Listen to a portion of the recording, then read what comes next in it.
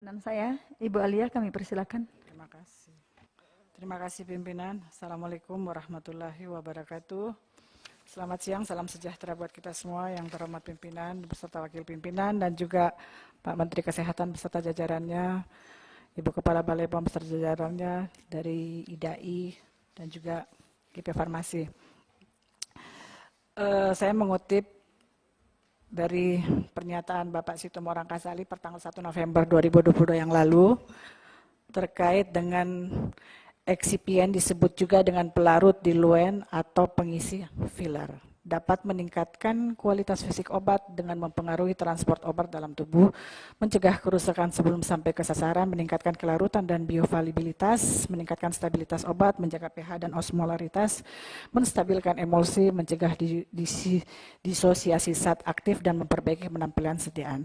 Kriteria eksipien yang baik harus netral secara fisiologis, stabil tidak mempengaruhi bioavailabilitas obat sesuai peraturan undang-undangan. Dalam forum ini saya juga ingin mengajukan beberapa masalah terkait eksipien yang ditengarai menjadi penyebab gangguan ginjal pada anak. Kita harus mengakui bahwa pemerintah lalai atau setidaknya tidak serius mengawasi peredaran obat dan bahan makanan. Utamanya yang mengandung 3 zat berbahaya yaitu etilen glikol, dietilen glikol, dan etilen glikol butil eter. Hal ini diperparah per 17 Oktober 2022, Kementerian Kesehatan Republik Indonesia tidak memiliki data kasus ginjal pada anak. Kelemahan data menyebabkan kesulitan menentukan penyebab masalah. Mohon penjelasan pemerintah dalam hal ini melalui Balai POM sehingga lamban menelusuri kandungan obat pada sirup tersebut. Apakah Balai POM bermaksud melindungi industri farmasi sehingga obat sirup yang ditengarai mengandung zat berbahaya dihentikan sementara penggunaannya? Mengapa justru Kementerian Kesehatan yang menghentikan penggunaan obat tersebut itu pun sebatas pada saat fasilitas kesehatan milik pemerintah saja? Apakah ada tarik ulur keputusan dan wewenang saat pengumuman ke publik tentang penarikan 5 obat sirup yang yaitu Thermorex, Florin DMP, Unibaby Cough Syrup, Unibaby Demam Syrup, dan Unibaby Demam Drops yang mengandung zat berbahaya. Buktinya Balai POM kemudian meralat pengumuman Thermorex hanya untuk batch tertentu saja. Karena kelambanan Balai POM memeriksa dan mengawasi obat dan Kementerian Kesehatan mengumpulkan data pasien serta penyebabnya berimplikasi jatuhnya korban. Selanjutnya bagaimana sanksi dan langkah penegakan hukum secara menyeluruh yang telah sementara dilakukan dan akan dilakukan pemerintah. Saya memahami bahwa CPOB, cara pembuatan obat yang baik, sertifikatnya dikeluarkan oleh Balai POM dan ini memerlukan waktu serta effort yang luar biasa dari pelaku industri farmasi. Sertifikat ini yang menjadi tiket industri untuk memproduksi obat. Yang menjadi pertanyaan yaitu, per kondisi hari ini apakah Balai POM telah mengevaluasi CPOB industri farmasi yang bermasalah ataupun tidak bermasalah? Apakah Balai POM telah bertindak mencabut sertifikat CPOB industri yang tidak taat pada aturan perundang-undangan?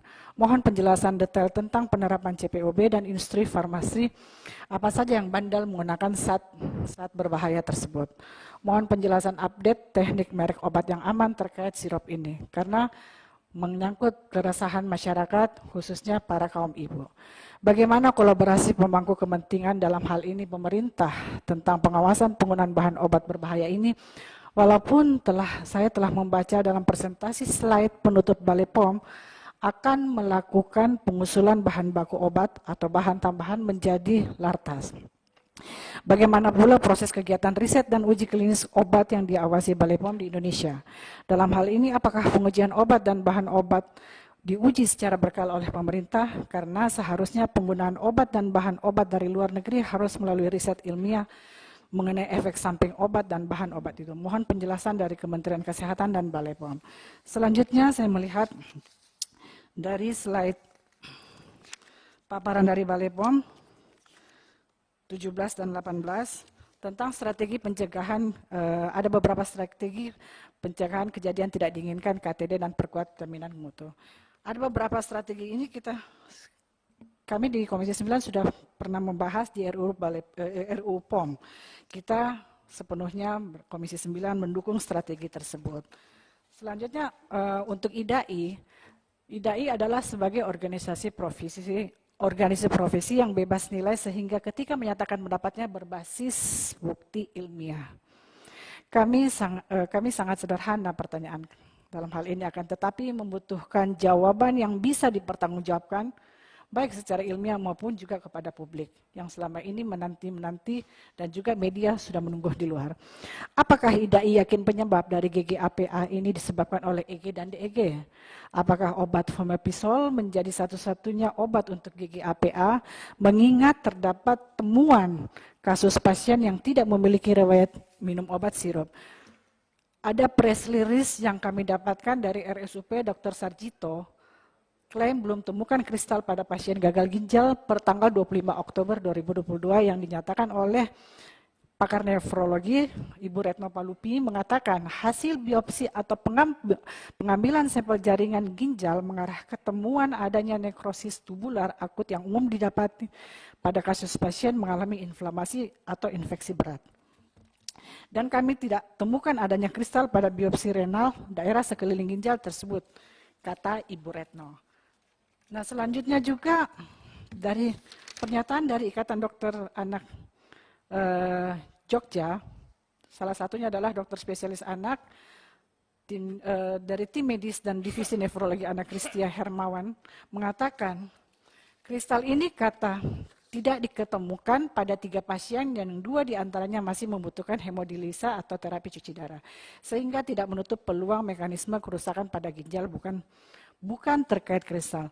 Nah, mohon penjelasan daripada IDAI tidak ada kesimpang siuran karena juga dari Ikatan Dokter Indonesia Anak di Provinsi Sulawesi Selatan membantah hal ini karena kejadian ini sudah pernah terjadi di tahun 1995. Ya, dan juga pernah terjadi di tahun 1900. Pada saat itu Balai POM belum terbentuk. Nah, mohon penjelasan.